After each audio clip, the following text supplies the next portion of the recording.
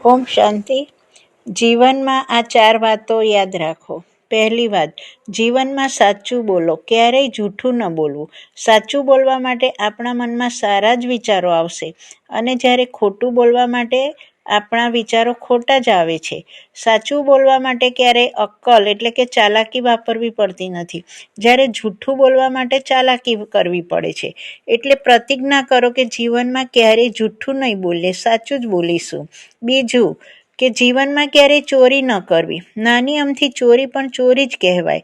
કહેવત છે ને કે કખ કા ચોર લખ કા ચોર. ચોરી કરવી તે પાપ માનવામાં આવે છે. ઘણીવાર મંદિરમાં કે સત્સંગમાં જૂતાની ચોરી થઈ જાય છે. ઘણા એવું પણ કરતા હોય છે કે પોતાના જૂના ચપ્પલ છોડી જાય છે અને નવા પહેરી જાય છે.